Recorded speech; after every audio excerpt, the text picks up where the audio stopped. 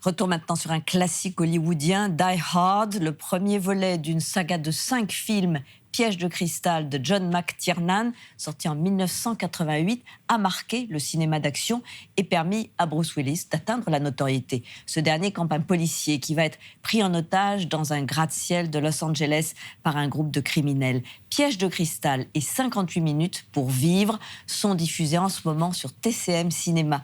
Kylian Mourcou nous en parle. Je jure que jamais plus, je ne mettrai les pieds dans un gratte-ciel.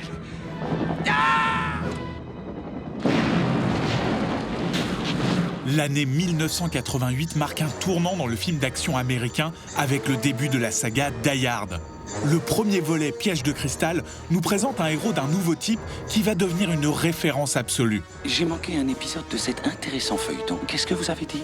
Pour incarner ce changement, le réalisateur John McTiernan, qui vient de réaliser Predator, choisit un Bruce Willis encore chevelu pour jouer un flic paumé à la répartie bien placée. Le lieutenant John McClane. On joue toujours les cow-boys, monsieur McClane. Les Américains sont incroyables, mais cette fois, John Wayne ne s'éloignera pas dans le soleil couchant avec Grace Kelly. C'est Gary Cooper, connard. En 25 ans et 5 films, Die Hard est devenu une franchise à succès.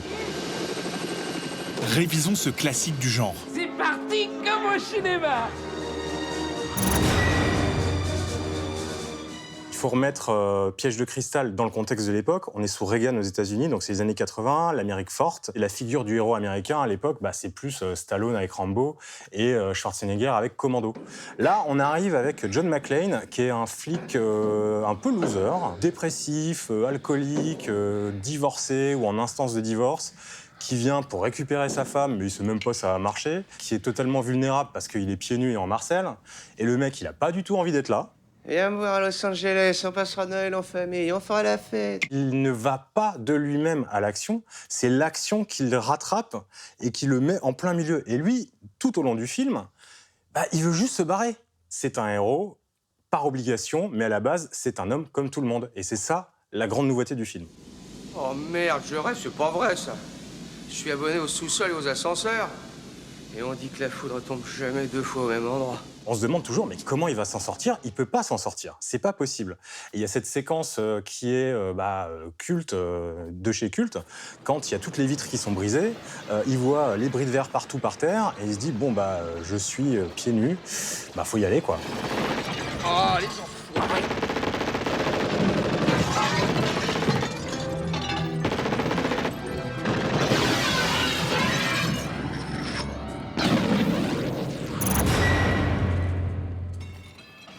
C'est comme un jeu vidéo. Chaque étage, c'est un nouveau niveau, avec tout en haut le boss final. Voilà. Et donc, chaque étage ne ressemble pas au précédent. Et ça, en termes purement visuels, ça marche à fond, et surtout, ça génère du suspense.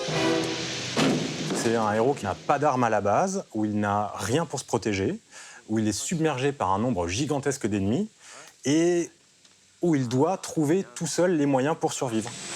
Quand est-ce que j'aurai droit à un Noël normal, moi?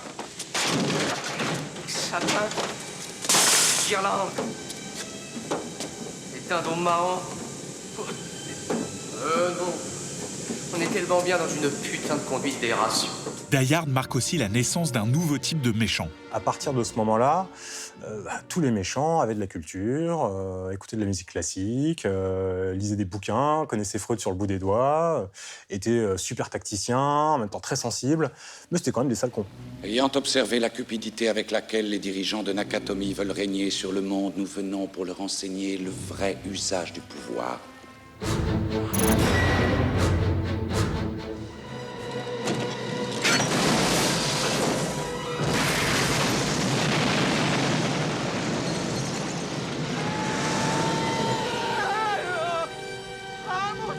C'est son premier rôle vraiment physique, et c'est un rôle qui sera tellement déterminant que ça va diriger la suite de sa carrière, qu'il le veuille ou qu'il le veuille pas.